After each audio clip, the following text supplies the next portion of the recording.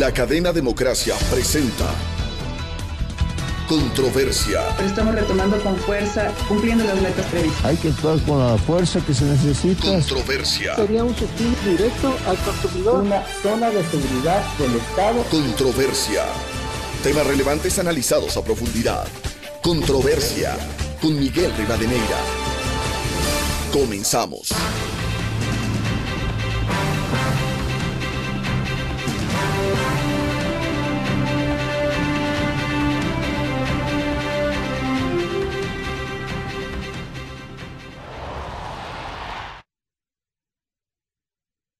Un saludo cordial a los seguidores del programa Controversia en Escena a través de Exa FM, Democracia M y Democracia TV. Hoy queremos poner en análisis la crisis política que vive en América Latina, las posiciones contrapuestas y las amenazas contra los regímenes democráticos que se ciernen en la región.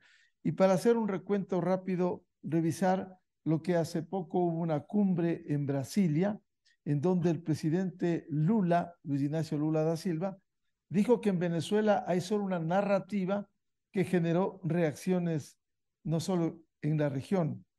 En Colombia, el presidente Gustavo Petro, con serios problemas internos, denuncias de un propio ex embajador del gobierno de Petro de presuntos financiamientos de dinero del narcotráfico en su campaña.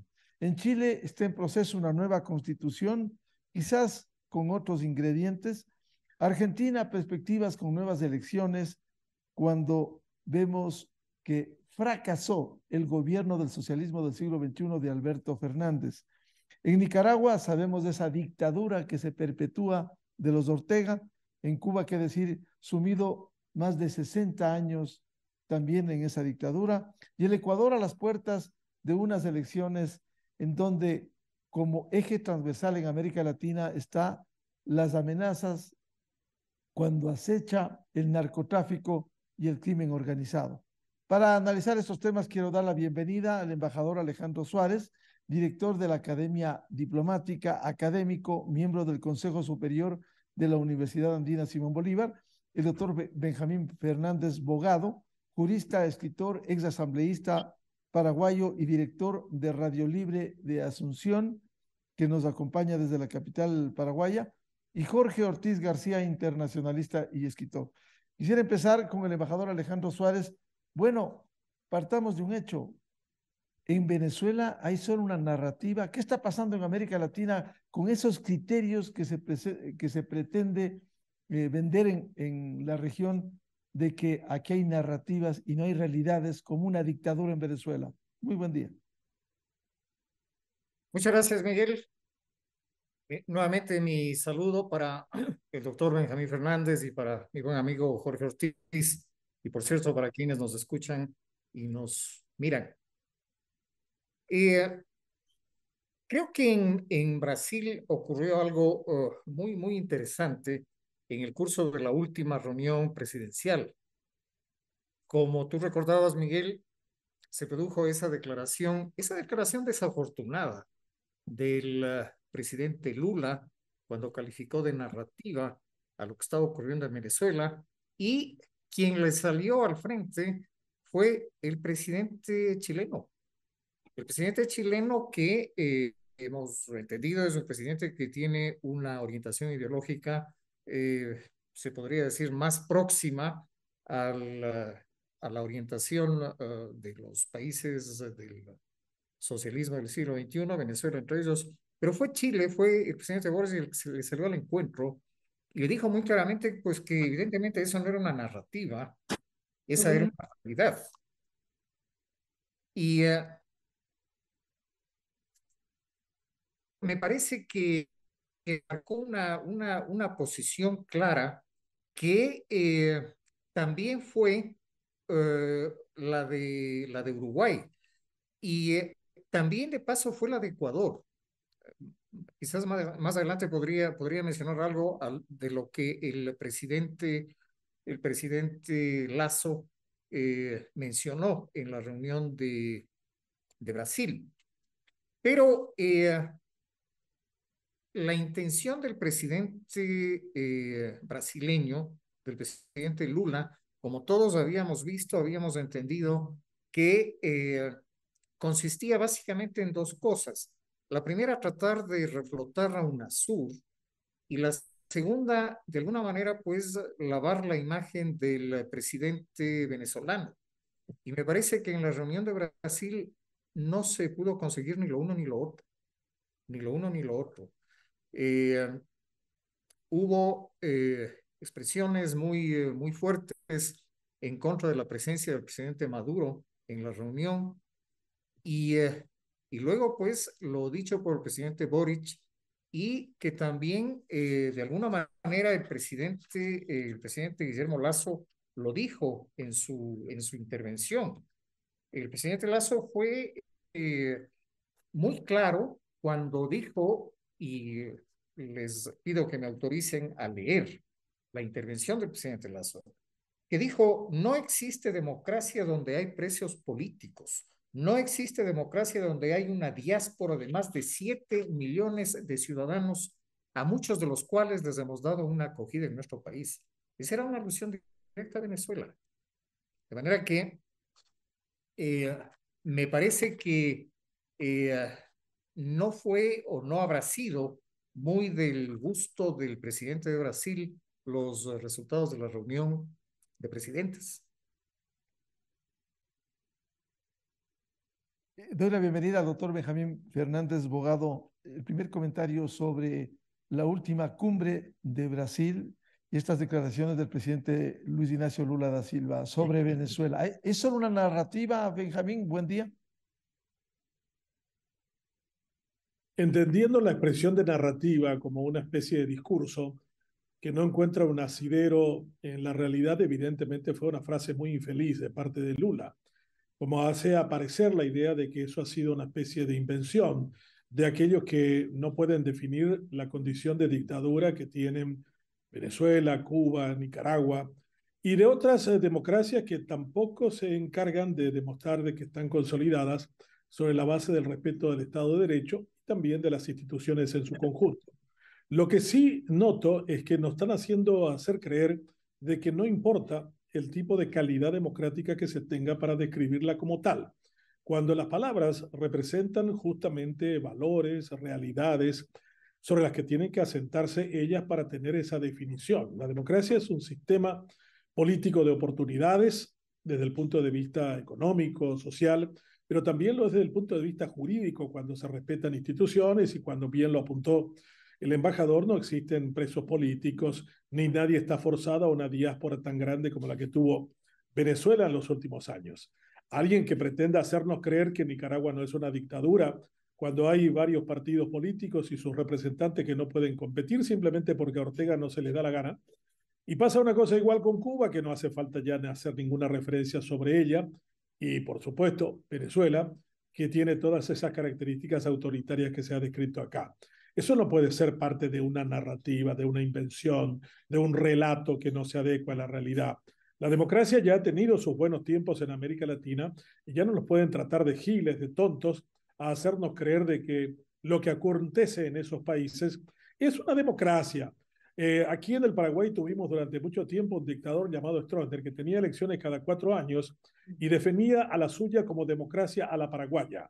Por ese mismo criterio narrativo podríamos hablar de la democracia a la venezolana, a la cubana, a la nicaragüense, y el adjetivo no tiene nada que ver con lo sustantivo. La democracia, reitero, es un conjunto de valores en donde la dignidad de la persona es respetada, donde no existen uso de las atribuciones de un poder por sobre otros poderes y sobre el ciudadano, y en donde las instituciones funcionan en favor de los intereses de la gente, y en donde el presidente tiene temor a que si las cosas le van mal, le pueden castigar sin ningún tipo de inconveniente. Y eso no es una narrativa, eso es una realidad que la sabemos vivir los demócratas de América Latina. Bienvenido al escritor Jorge Ortiz García. Jorge, un comentario sobre la cumbre de Brasil y estas expresiones malhadadas del presidente Luis Ignacio Lula da Silva. Buen día. Gracias, Miguel. Buenos días. A ver, yo creo que el presidente Lula dijo algo que es una certeza en la política latinoamericana actual, por lo menos en 5 países: Argentina, Bolivia, Colombia, Ecuador y Venezuela. En esos 5 países las cosas no son las que son, sino lo que parecen. Por eso en la Argentina utilizaron esta idea de apoderarse del relato, y el relato hoy es lo que cuenta. Insisto, en la política latinoamericana actual, por lo menos en la mitad de los 10 países de Sudamérica, las cosas no son lo que son, sino lo que parecen. En la Argentina parece que el peronismo es el salvador, es el que tiene preocupación por los pobres, por la situación de desamparo de enormes sectores de la población, especialmente las que están en el conurbano de Buenos Aires y fuera, en las provincias sobre todo del norte. En el Ecuador es clarísima la situación. El gobierno del presidente Correa nos contó una historia, y el 33%, para decirlo a grandes rasgos, la tercera parte de los ecuatorianos se creyó ese relato, y ese pésimo gobierno, malísimo, que desperdició la mejor oportunidad que tuvo el Ecuador en su historia de lograr una economía sostenible, sustentable. Pues esa oportunidad, por los altísimos precios del petróleo, se desperdició en obras mal hechas, en obras con enorme sobreprecio, en una monstruosidad de corrupción. Sin embargo, tanto el peronismo en Argentina como el correísmo en el Ecuador se apoderaron del relato. Algo similar está ocurriendo en Bolivia, con el movimiento al socialismo, con el Partido Socialista Unificado, el de Evo Morales y el del presidente Carlos Arce. En Colombia, de alguna manera, está sucediendo con la izquierda que hoy representa el presidente Petro, y sin duda en Venezuela con el chavismo. Se apoderaron del relato, y entonces las cosas no son las que son las que parecen. Y por lo tanto, pues Lula, el momento que dice eso es un relato, lo que está diciendo es: eso es lo que importa, lo que la gente cree, no lo que es. Y yo creo que ese es uno de los dramas actuales de América Latina. Estamos más preocupados del relato, de apoderarnos de la versión de los hechos que de los hechos en sí mismo.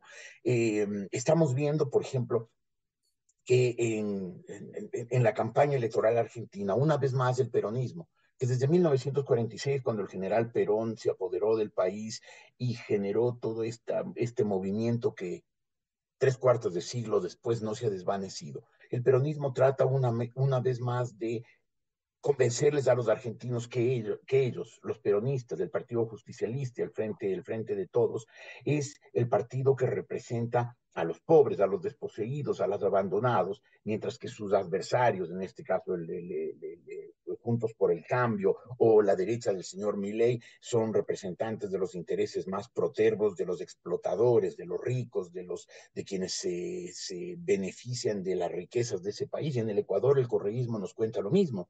El Ecuador nos cuenta pues que con Correa todo era mejor estábamos antes, los corruptos siempre han sido de ellos, una serie de lemas que lo que demuestran es que lo que importa es el relato, no los hechos, porque si nos atenemos a los hechos, en Argentina el peronismo debería ser sepultado y en el Ecuador el correísmo no debería existir.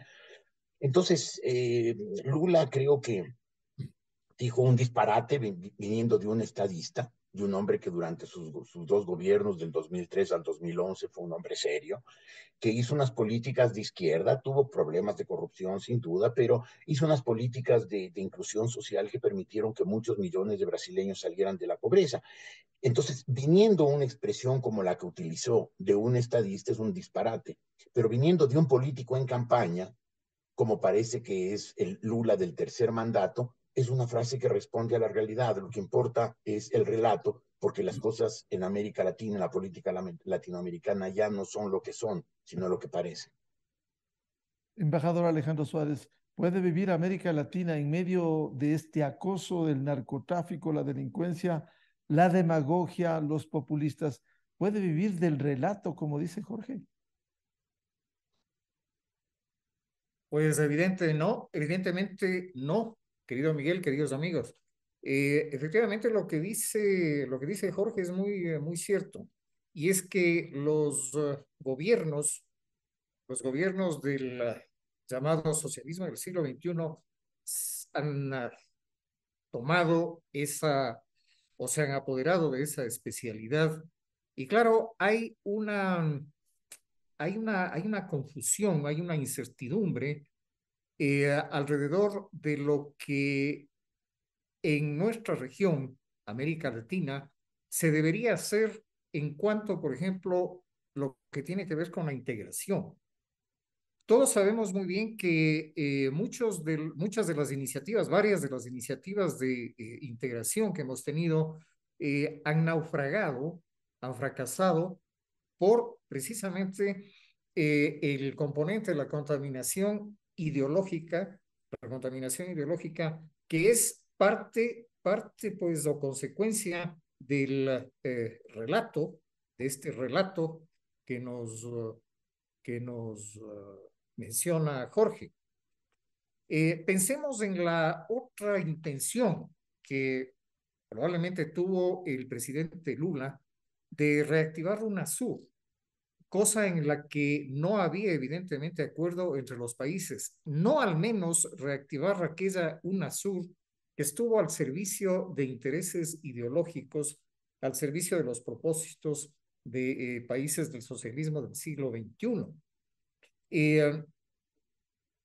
Todos sabemos, países como Uruguay, como el propio Ecuador, los países de la región, que pues no están en esa línea, pero desgraciadamente UNASUR, que originalmente fue una buena iniciativa, sin embargo se contaminó y ahora estamos un poco huérfanos de esquemas de integración regional, al menos de integración regional o mecanismos de diálogo político que respondan al interés general, de nuestros países de tener efectivamente una integración no contaminada. En ese sentido, y permítanme volver también a la intervención del presidente Lasso en la reunión de Brasil.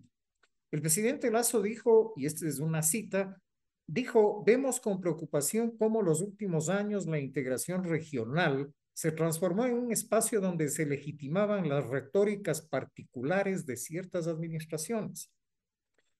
Y agregó: una razón por la cual la regionalización pareciera haberse debilitado se debe a que los organismos de integración dejaron de promover la democracia, el respeto por los derechos humanos y la pluralidad de ideas. Es lo que ocurrió con UNASUR.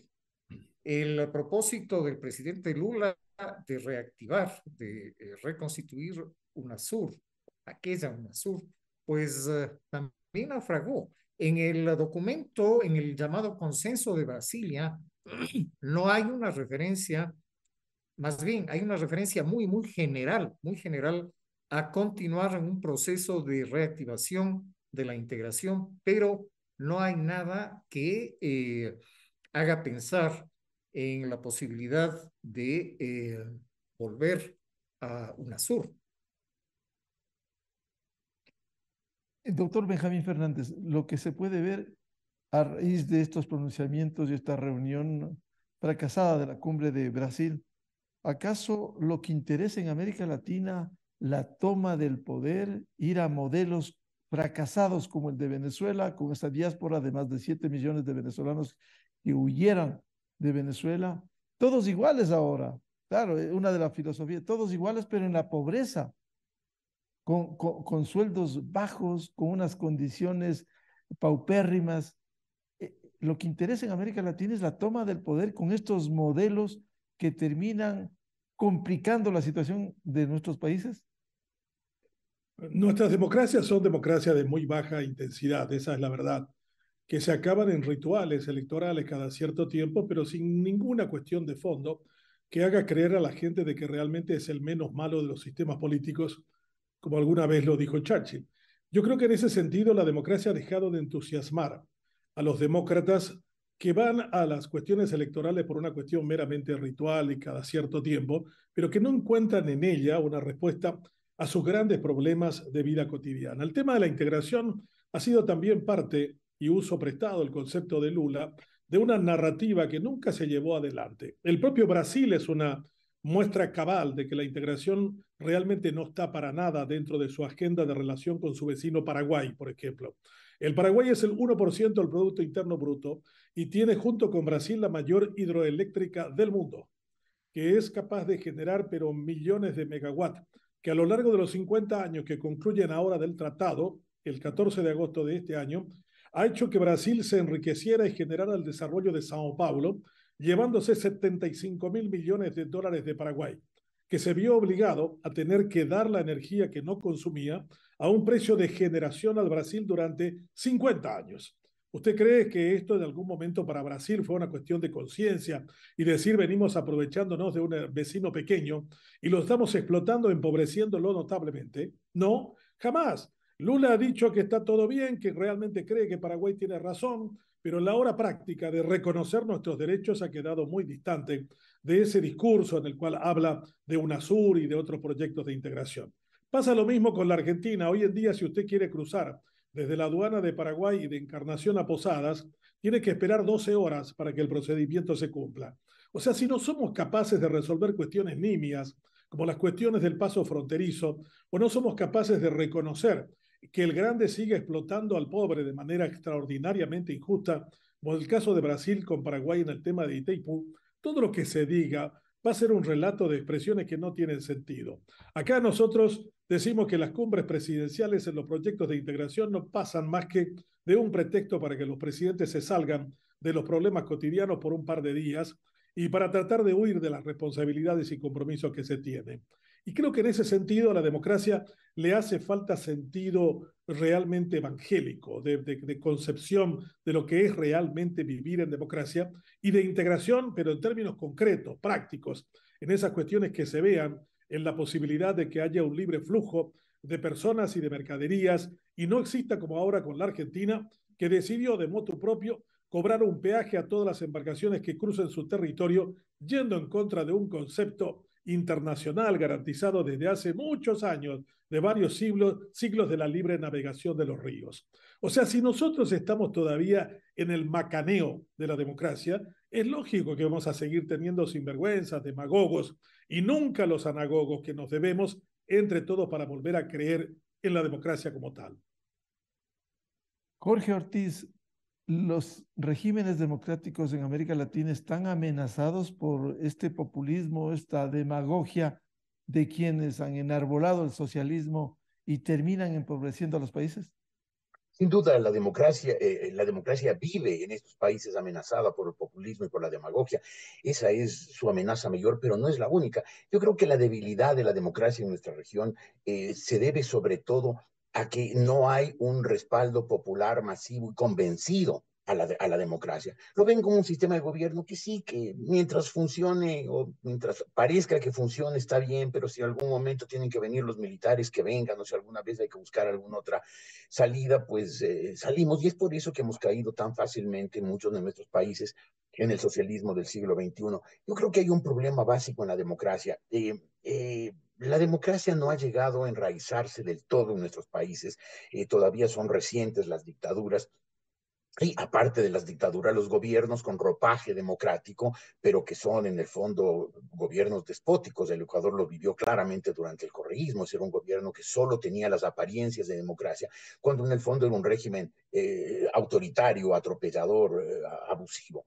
Y yo creo que en eso hay un problema que se va al fondo del el problema de fondo es que el capitalismo, que lo identificamos con la democracia, en nuestros países no ha funcionado suficientemente bien. El capitalismo se caracteriza por tener un ascensor social que se mueve con fluidez, que premia a los emprendedores, a los exitosos, a los dedicados, a los estudiosos, a quienes se esfuerzan, trabajan, se empeñan, triunfan, y que castiga a quienes se dejen llevar por la desidia, por la ignorancia, por la mediocridad. Eso ha ocurrido en los países capitalistas de punto. En nuestros países, el ascensor social del capitalismo nunca ha terminado de funcionar. No ha habido en nuestros países movilidad social suficiente. Aquí es difícil que alguien que nace en la clase obrera termine en la clase empresarial alta y viceversa. Y eso hace que la gente le haya perdido fe al capitalismo y a su expresión política, que es la democracia. Al estar dañado el ascensor social, la gente no siente que la democracia le garantiza un régimen, no diría de justicia, la palabra justicia no me termina de gustar, de equidad, un régimen de equidad. No le garantiza eso, no nos pone a todos en la línea de partida para que cada uno llegue lo más lejos posible de acuerdo a sus méritos, su dedicación, su esfuerzo, sus conocimientos, su capacitación. Y yo creo que eso hace que la democracia no sea un sistema respaldado con fuerza y con convicción en América Latina. Entonces, claro, vienen estos genios, estos hombres que se declaran iluminados, antes eran hombres de espada, hoy son de buen verbo, que se ganan a las multitudes y las convencen de que ellos son los redentores, de que nuestros países necesitan redentores. Volvemos a la lógica del siglo XIX. Nuestros países nacieron en el siglo XIX con esa lógica de caudillos que venían y se apoderaban de todo y le ofrecían que ahora sí, rotos los lazos con Europa, con la corona española, con el bonapartismo, podremos tener países libres, independientes, y esos caudillos que modelaron el siglo XIX, de alguna manera han vuelto en el siglo XXI, de la mano de los Chávez, de los Correa, de los Evo Morales, de todos estos hombres que se sienten iluminados y que logran convencer a su gente, a sus países, que en realidad son iluminados. Yo creo que la democracia todavía tardará mucho tiempo en América Latina en ser un sistema afianzado en el alma de la gente, como lo es en Norteamérica, en los Estados Unidos, en Canadá, como es en Europa, no solamente en Europa Occidental, tú sabes, Miguel, creo que alguna vez lo comenté a Alejandro también, pasé 4 meses hasta comienzos de este año en Europa Oriental, y vi cómo está de afianzada la democracia en países que se liberaron hace no más de 30 años del autoritarismo. En América Latina no hay ese convencimiento, esa certeza de la gente de que la democracia es el único sentido en el que se puede vivir con dignidad, el único, no hay otro. Que aquello de Churchill que recordaba Benjamín, de que es el peor de los sistemas excluidos todos los demás, es cierto. La democracia es el único sistema que garantiza una prosperidad, una estabilidad, la paz incluso a mediano y a largo plazo. Y tenemos hoy que cualquier líder dice cualquier cosa contra la democracia. Lo que decía Benjamín, la democracia al estilo paraguayo del general Stroessner, es algo así. Hoy es la democracia al estilo chino. Chino ya no dice, China sostiene que un régimen no es democrático por su origen, sino por su comportamiento. Y asegura que, si bien el régimen chino es un régimen autocrático, de partido único, absolutamente totalitario, excluyente, sus comportamientos supuestamente le hacen un régimen democrático, lo cual les da carta blanca, les legitima cualquier tipo de gobierno autoritario para que diga es democracia a la paraguaya como Stroessner o a la china como Xi Jinping o a la ecuatoriana como Correa. Ese es el drama. Y claro, ahí tenemos a Lula, un hombre respetado y respetable, al menos lo fue durante sus 2 mandatos, diciendo disparates. Lo que dijo de Venezuela es un disparate que los latinoamericanos los vemos todos los días. Hay decenas de miles de venezolanos vagando por las calles que tuvieron que huir del socialismo del siglo XXI venezolano. Y no es la única disparate que ha dicho Lula. Un poco antes dijo que Ucrania es tan culpable como Rusia de la guerra, lo cual es una mentira absolutamente cerdosa, como decimos los ecuatorianos, es una tontería monumental. Es decir, ese día Lula no quedó como un demagogo, quedó como un idiota. Embajador Alejandro Suárez, América Latina en estas condiciones quizás no va a seguir eligiendo al populismo, a la demagogia, a quienes han demostrado con sus regímenes de autoritarismo. Quizás no hay permisividad en los electorados que caen atrapados por el engaño y la mentira. Yo creo, Miguel, que desafortunadamente esa es la perspectiva. Y es que hay para mí otro componente, agregando al diagnóstico muy bien hecho por Jorge Ortiz, hay también un componente cultural, digamos, un componente educacional. Desafortunadamente, en nuestros países no hay una suficiente educación, una suficiente cultura en general y cultura política en particular. El populismo echa raíces y se desarrolla en espacios en donde la educación escasea. Y eso nosotros lo hemos visto, lo hemos sufrido. Por ejemplo, tomemos el caso de la asamblea que fue recientemente disuelta en el Ecuador. Eh, Muchos de los ejemplares de esa asamblea, pues era gente absolutamente impreparada, absolutamente incapaz, que no merecía estar así, pero fue elegida y fue elegida en elecciones libres, democráticas. Pero, ¿qué es lo que ocurre? Tenemos un electorado poco educado, diría yo, que no es capaz o no ha sido capaz de, eh, de discernir, de discriminar, y evidentemente se ha dejado llevar por las ofertas, por los encantos del populismo. Eh, Luego también hay otro componente que es la decepción, el desencanto de la gente, especialmente de los jóvenes, lo cual es especialmente triste. El desencanto de la gente con respecto al sistema democrático.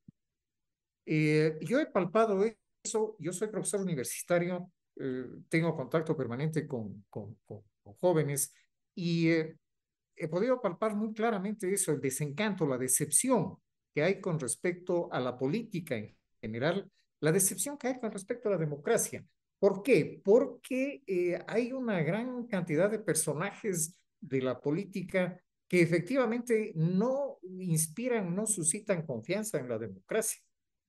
Entonces, eh, es una situación especialmente confusa, especialmente oscura, en donde, repito, el componente educativo, el componente cultural, tiene un peso y tiene un peso, creo yo, importante.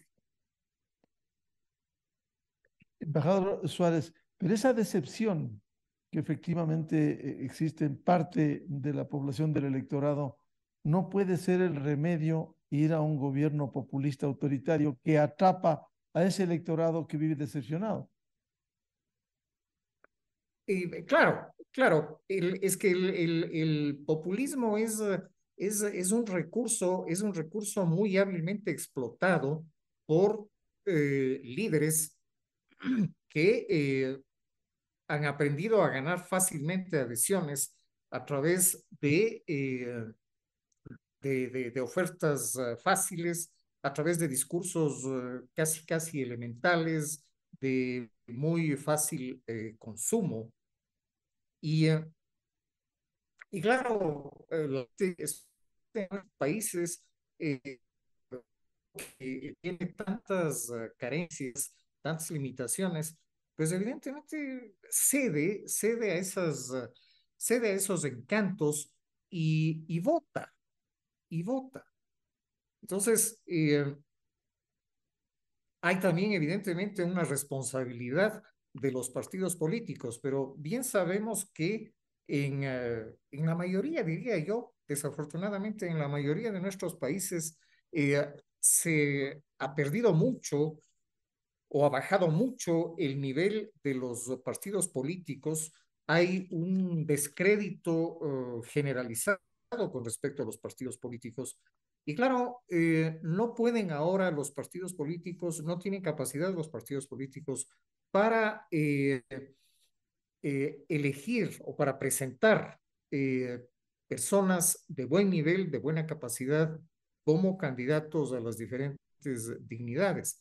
Los partidos políticos están tremendamente contaminados y en nuestro caso, en el Ecuador, por ejemplo, la proliferación absurda de movimientos políticos, de partidos políticos, pues eso también incide en la crisis política en la crisis democrática que tenemos.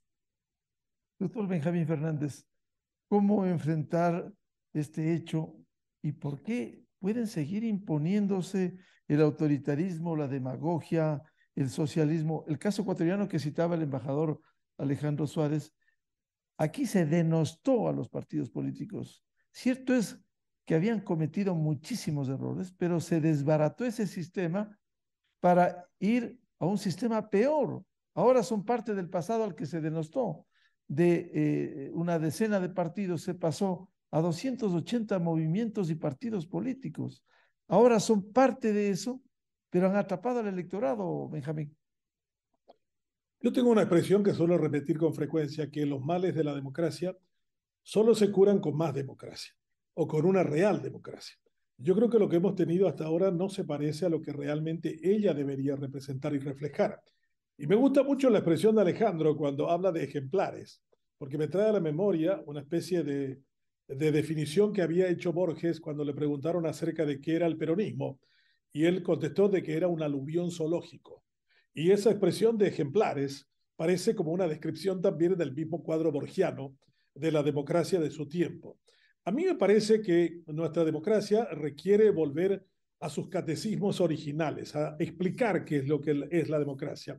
Y me preocupa mucho que ese populismo del que ustedes han sido víctimas a comienzos de este siglo con Correa, que yo conozco muy bien esa experiencia porque estuve en Ecuador durante mucho tiempo viviendo ese tipo de circunstancias.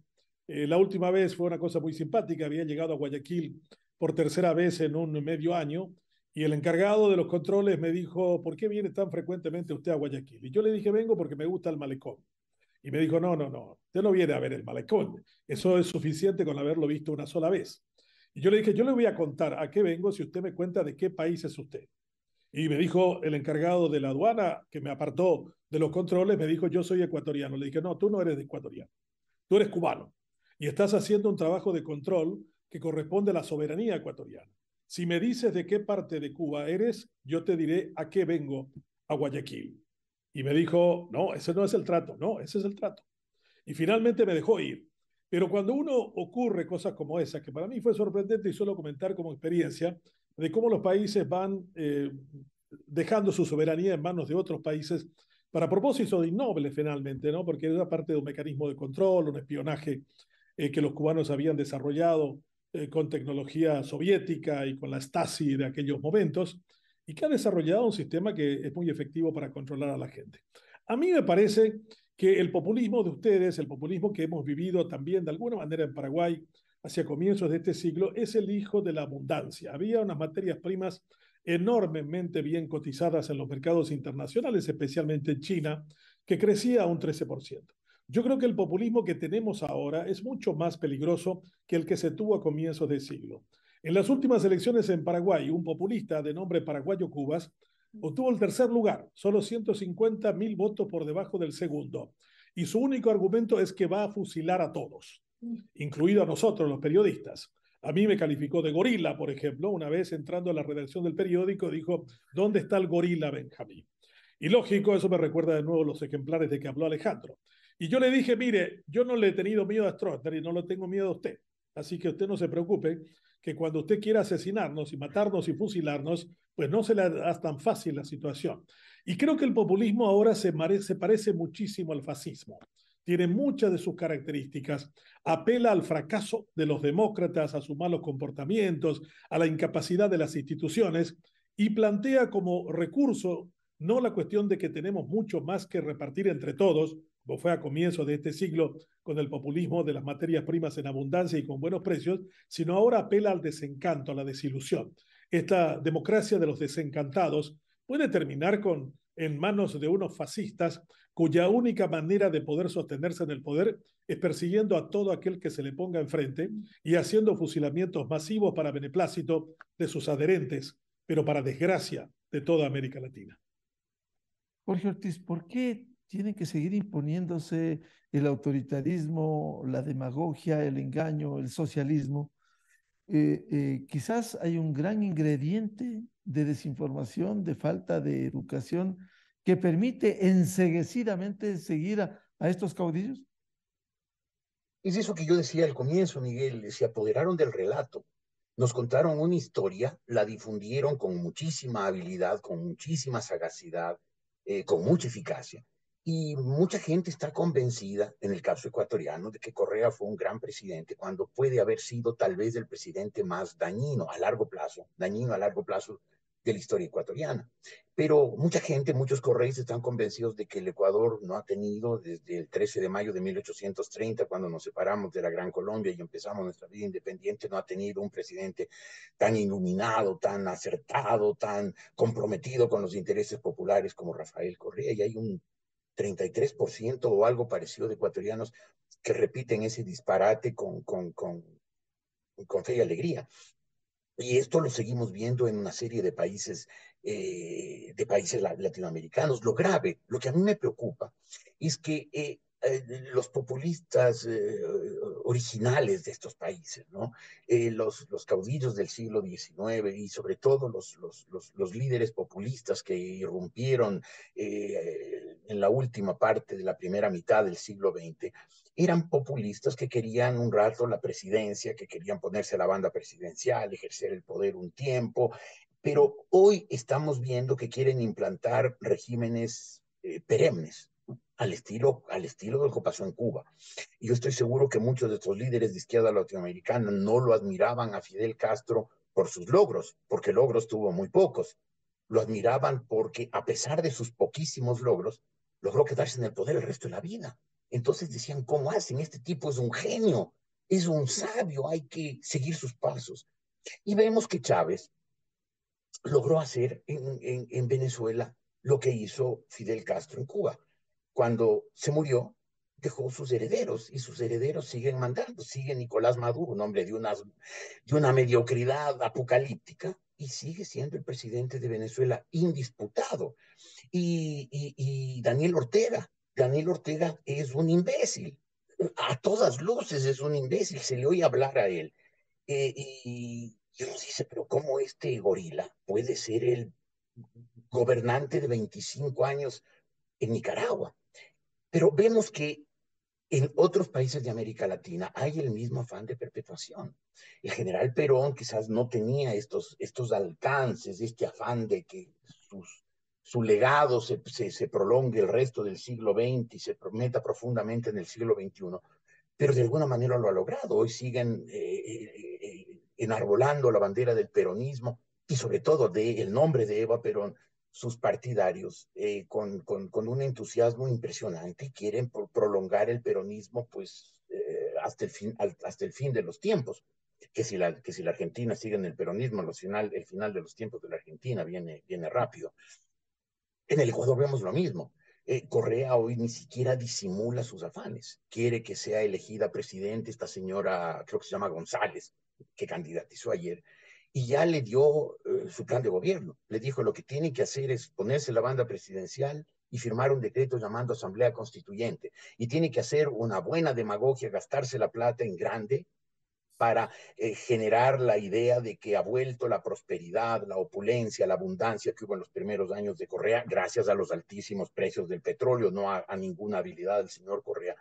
Y con ese dinero asegurarse una votación apabullante para controlar la Asamblea Constituyente y hacer otra constitución, como la del 2008, pero perfeccionada porque ahora van a incluir la reelección perpetua, de manera que el señor Correa se quede aquí hasta el final de los tiempos, hasta que se muera como Fidel Castro, hasta que se muera como Chávez. O sea, ahora ni siquiera lo disimulan. Y eso es lo dramático, porque no solamente su ambición, es su habilidad para concretar su ambición. Hablábamos hace un rato de los partidos políticos. En el Ecuador, en 1979, cuando volvimos al régimen de derecho, los militares tuvieron el buen juicio de formar unas comisiones, la tercera que la encabezaba el expresidente, quien después sería presidente, Osvaldo Hurtado, para armar una ley de partidos políticos. En 1979 el Ecuador volvió al régimen de derecho con una ley de partidos políticos que, si se hubiera mantenido, hubiera permitido que hoy el Ecuador tuviera 4 o 5 partidos políticos orgánicos, representativos, que verdaderamente sean la expresión de las necesidades, de los anhelos de extensos sectores poblacionales. Lamentablemente los politiqueros de mente ratonil, como decía el doctor Velasco Ibarra, y de ambiciones inmediatas, se encargaron de ir poco a poco tumbando esa ley, desnaturalizándola, y hoy no tenemos un régimen de partidos políticos. Lo grave es que tenemos el Código de la Democracia, y el Código de la Democracia hecho por el correísmo es una obra de arte, una obra de arte.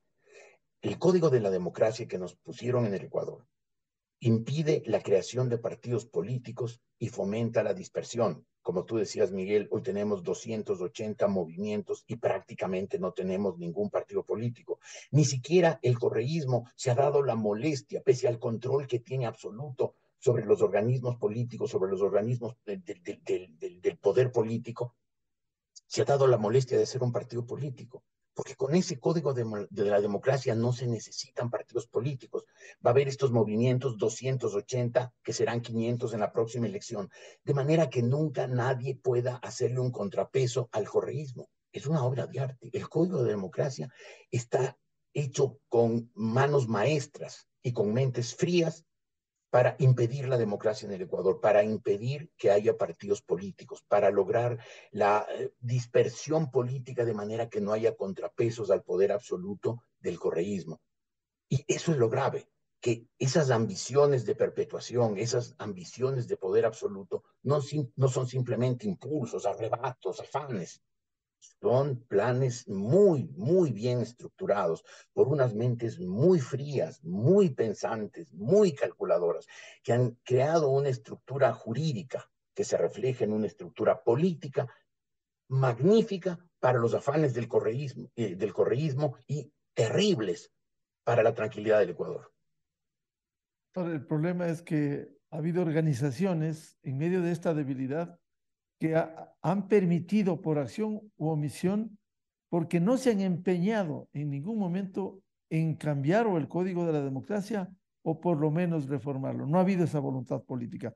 Doctora Alejandro Suárez, además de esta descripción que ustedes nos han hecho de la realidad política en América Latina, hay una amenaza del narcotráfico y el crimen organizado que de alguna manera se ha aliado con estos sectores para la toma del poder. ¿Cómo enfrentar esto? Ese es uno de los problemas más graves, querido Miguel, Jorge, Benjamín. Todos hemos visto que la política en muchos de nuestros países está efectivamente contaminada de delincuencia transnacional.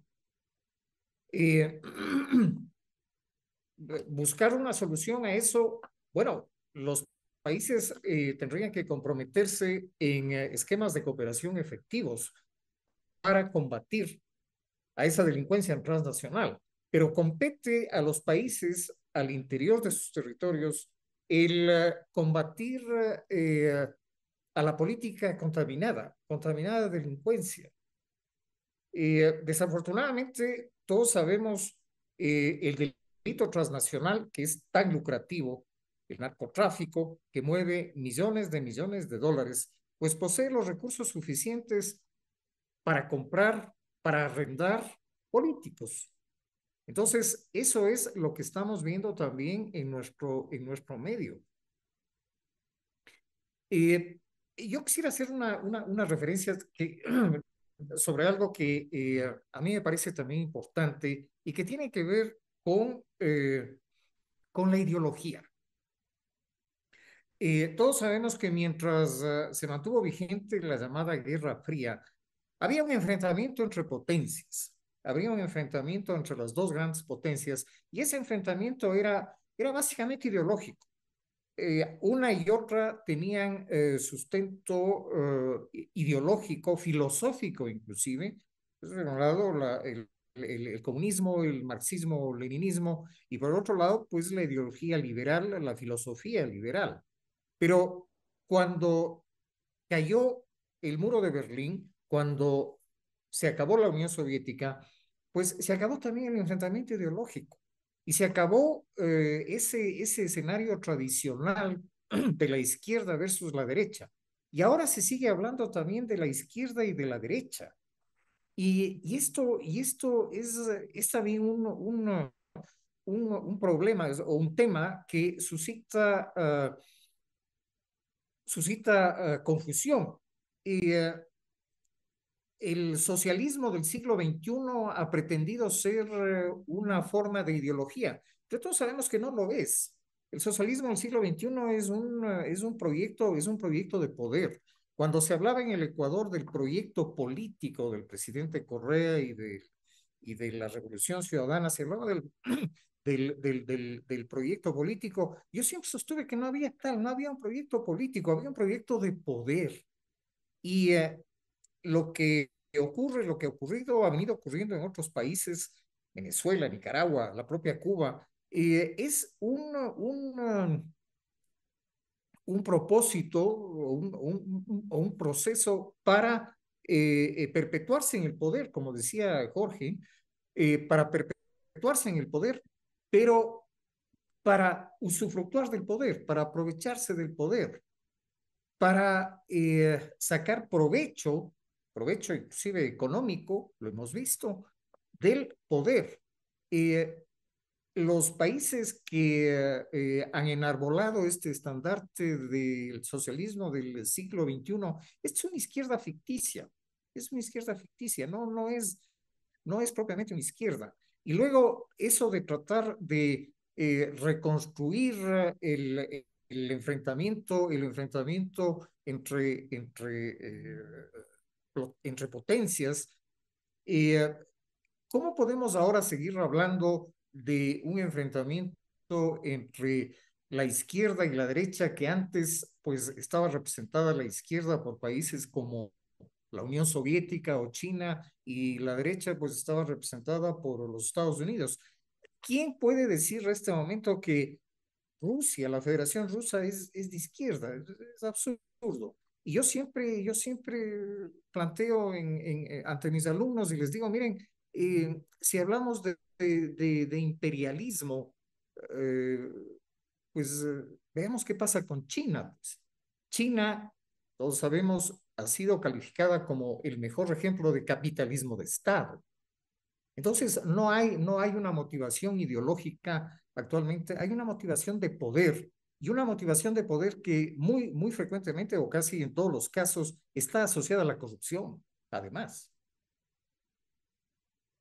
Doctor Benjamín Fernández, además de estos problemas políticos, de esta inestabilidad, esta debilidad institucional, hay un fantasma, una amenaza como es el narcotráfico y el crimen organizado que de alguna manera se conecta. ¿Cómo enfrentar esto? Creo que es uno de los grandes temas que no se abordó con la gravedad que se debiera en América Latina en los últimos años. Solo como un dato, en el Brasil se cometen 65.000 asesinatos por año. 65.000 asesinatos por año. Se mata más gente en el Brasil democrático que en el autoritario de Afganistán o en el autoritario de Siria o en el autoritario de Turquía con los kurdos enfrentados. Yo creo que esa es una gravedad muy importante sobre la que hay que comenzar a pensar.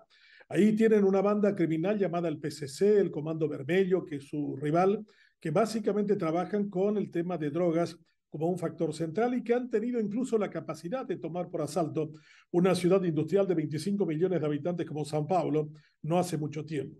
Ese grupo criminal también está en Paraguay y hoy controla varias cárceles de mi país. Y ustedes pueden darse cuenta de la gravedad de esto, que el expresidente Horacio Cartes ha sido calificado de significativamente corrupto, no por la justicia de Paraguay, sino por la justicia norteamericana. O sea, una decisión política del Departamento de Estado que luego continuó con una sanción del Departamento del Tesoro, y se espera que en cualquier momento llegue el pedido de extradición de parte del Departamento de Justicia.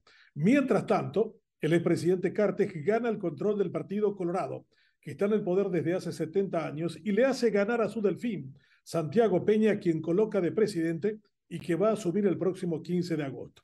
El actual vicepresidente de la República es acusado de lavado de dinero. El ex encargado de la Secretaría de Lavado de Lavado de Activos de la República, Ceprelat, ha sido también acusado ayer de estar metido en el narcotráfico, en el lavado de dinero. Este es un problema real. El año pasado el Paraguay exportó drogas a puertos europeos por el mismo valor de la soja. Paraguay es el cuarto mayor productor de soya, dicen ustedes, soja decimos acá, a nivel global. Y el valor de la droga, la cocaína que salió por puertos paraguayos, es de 5.500 millones de dólares. Con esa plata pueden poner lo que quieran, pueden poner presidentes, miembros del Congreso, y ya no es que buscan a alguien que los defienda, son ellos mismos que están sentados en los curules del Senado, como también de la Cámara de Diputados, e incluso alcanzan la presidencia. Claro que estamos hablando de un problema grande, de un problema que tiene a la delincuencia tomando a la democracia y sus instituciones de rehén, y que todos los días con el sicariato nos encargan de recordar en términos de calificativos de miedo de que ellos son los que tienen el poder. Y los políticos, en vez de oponerse a ello, lo temen algunos, pero muy pocos lo combaten, y aquellos que lo hacen con bravura pues terminan siendo víctimas violentas de los mismos. Y creo que por el otro lado hay mucha gente en este descalabro de nuestras democracias que creen que es una pena que debemos cargar todos los que alguna vez no fuimos capaces de establecer quizás una democracia de entusiastas y de comprometidos. Jorge Ortiz, además de esta debilidad institucional democrática en América Latina, hay este gran peso, esta amenaza que está latente y actuando en la región, el narcotráfico, el crimen organizado, al régimen, a la dictadura de Nicolás Maduro. No es nada raro endosarle vinculado a esas bandas que exportan droga. ¿Cómo va a pesar en América Latina esto? ¿Se van a tomar el poder con mayor facilidad? Bueno, Miguel, yo creo que lamentablemente nuestros países no pueden por sí solos, no pueden, no podrán por sí solos enfrentar el problema del narcotráfico. Este es un problema transnacional y tiene que ser resuelto también mediante una enorme cooperación internacional. Razón por la cual, y volviendo un poco a lo que habíamos empezado hablando de los disparates de Lula en la reunión de Río de Janeiro, la reunión de Brasilia, no sé bien dónde fue. Creo yo que en vez de la UNASUR, un organismo que era un aborto, era una organización, un Frankenstein armado por los socialistas del siglo XXI para reemplazar a la OEA, incluso pusieron al frente al señor nada menos que al expresidente Ernesto Samper, un hombre simpaticísimo, pero cuyos antecedentes son preocupantes. Si el señor Samper representa a América con UNASUR, pues tenemos que estar muy preocupados por nuestra América. Cuando yo creo que la OEA, con todas sus deficiencias, insuficiencias e ineficiencias, cumplió un papel en la América Latina, cumplió un papel en la América, en el continente americano, fue una organización significativa. Y yo creo que hoy la OEA debería ser, es así, resucitada o revitalizada, puesta otra vez en funcionamiento, en vez de estar soñando con tonterías como la UNASUR. Porque sin la cooperación de países como los Estados Unidos y el Canadá, sin una integración de todos los países del continente, del Ártico al Antártico, no lograremos darle una batalla significativa al narcotráfico. En el Ecuador, recordamos que cuando el presidente Rafael Correa fue elegido, finales del 2006, asumió en enero del 2007, se supo fuera de toda duda de que dinero de las FARC, de las Fuerzas Armadas Revolucionarias de Colombia, habían sido aportados, dinero había sido aportado en la campaña de Rafael Correa. Lo dijo el Mono Jojoy, no es una calumnia de la extrema derecha fascista, lo dijo el Mono Jojoy.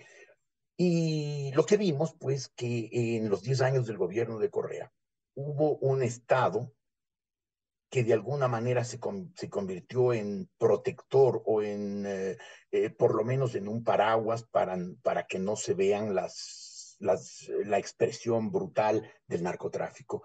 Y mucha gente creyó que habíamos vivido 10 años de paz. Había habido, claro, una relación, un contubernio entre los carteles de la droga y las organizaciones guerrilleras que las protegían en Colombia con el Estado ecuatoriano. Cuando terminó el gobierno de Rafael Correa y se acabó el correísmo, porque el correísmo se prolongó tal vez 1 año y medio durante el gobierno de Lenín Moreno, cuando se acabó el correísmo y los americanos volvieron a cooperar con el Ecuador en la lucha contra el narcotráfico, empezaron a multiplicarse las capturas. se multiplicaron las capturas, a pesar de que Rafael Correa, y esto es muy significativo, una de sus primeras decisiones fue dar por terminado el acuerdo de la base de Manto, no renovarlo. Con lo cual el Ecuador se quedó sin esa vigilancia aérea que le había proporcionado la base de Manta durante 10 años y que había permitido que el Ecuador quede bastante al margen de las peores rutas del narcotráfico. Cuando empiezan las capturas, una vez más ya en el gobierno de Lenín Moreno y aumentan en el gobierno de Guillermo Lasso, hay un estallido de violencia en el Ecuador. Claro, las mafias empiezan a matar, empiezan a expresar su violencia, porque dejó el Estado cotidiano de ser cómplices. Y hoy estamos pensando en que cómo derrotamos a las mafias. Entonces, ¿qué hacemos? Volvemos al método correísta, pactamos con las mafias, circulen por el Ecuador, lleven su cocaína en cantidades abismales. El Ecuador dejó de ser simplemente un país de paso, tal vez de pequeño almacenamiento, para convertirse en un país a través del cual se exporta cocaína, sobre todo a Europa. Durante esos 10 años del correísmo en que aparentemente las bandas no operaban. Sí, operaban en el silencio con el encubrimiento del Estado ecuatoriano. Hoy el gobierno, los gobiernos, el de Lenín Moreno, el de Guillermo Lasso, con todas las enormes deficiencias del gobierno de Guillermo Lasso, que es sin duda un gobierno fallido y por eso estamos en el lío en que estamos, en el callejón sin salida en el que nos metió la torpeza política del gobierno de Guillermo Lasso. Pero con todos esos errores, el gobierno de Lasso siguió en la lucha contra el narcotráfico. Y lo que vemos es que tenemos unas cárceles que son unos tambores, unas cámaras de resonancia de la violencia social. Ahí están las bandas de narcotráfico con sus operadores locales, generando una violencia que nos tiene desbordada. La delincuencia es un problema cada día más serio en el Ecuador.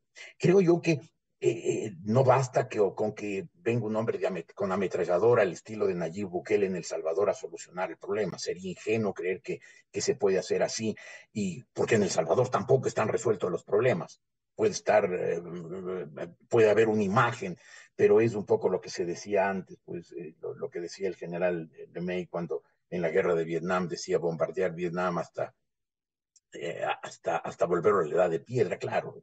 Eh, Convertir en un desierto a un país para que parezca paz, pues sí suena tentador para la gente más ingenua, pero ciertamente enfrentar el problema de la violencia y enfrentar el problema del narcotráfico requiere muchísimo más que un hombre con ametralladora.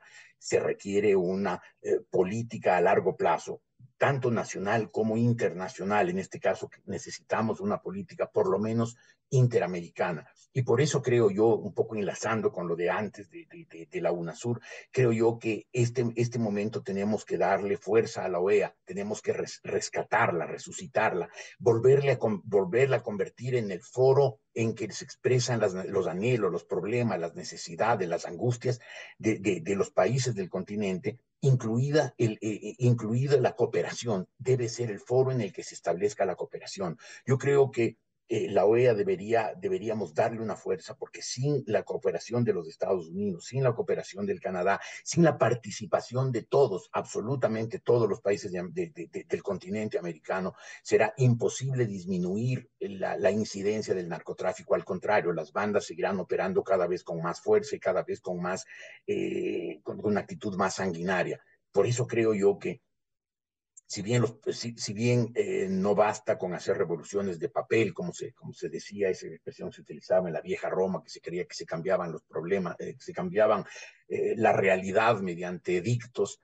Yo creo que sí, el momento que cambiemos o reformemos o mejoremos nuestras estructuras jurídicas, nuestras leyes, en este caso, nuestra cooperación internacional, volviendo a organismos como la OEA, yo creo que podremos enfrentar con cierta posibilidad de éxito al narcotráfico, a la violencia. Mientras sigamos con las ensoñaciones ideológicas como la UNASUR, pues seguiremos perdidos, seguiremos retrocediendo, volviéndonos países cada vez más dependientes de fuerzas extranjeras y de fuerzas ajenas y de fuerzas negativas como el narcotráfico, al mismo tiempo que los más ingenuos gritan dignidad. Muchas gracias por ilustrarnos, por analizar la crisis política en América Latina, por tratar de abrir los ojos sobre lo que ocurre en la región y las amenazas que se ciernen contra los regímenes democráticos en América Latina. Muchas gracias al doctor Benjamín Fernández Bogado, jurista, escritor, ex asambleísta paraguayo, director de Radio Libre de Asunción, el embajador Alejandro Suárez, director de la Academia Diplomática, académico y miembro del Consejo Superior de la Universidad Andina Simón Bolívar, y el periodista Jorge Ortiz García, internacionalista y escritor. Un gusto dialogar con ustedes este día. Muy buen día. Miguel, Benjamín, Alejandro, un abrazo para cada uno de ustedes. Un abrazo, Benjamín, Jorge, y muchas gracias de nuevo, Miguel. Muchas gracias. Muy buen día. Gusto, Miguel, Jorge, Alejandro. Hasta la próxima. Muchas gracias. Cerramos el programa Controversia en Escena a través de ExaFM, Democracia M y Democracia TV. Les deseamos un feliz fin de semana y reflexionemos sobre esta realidad política que vive la región y evidentemente el Ecuador. Muy buen día. Esto fue Controversia. Temas relevantes, analizados a profundidad. Miguel Rivadeneira vuelve el próximo sábado.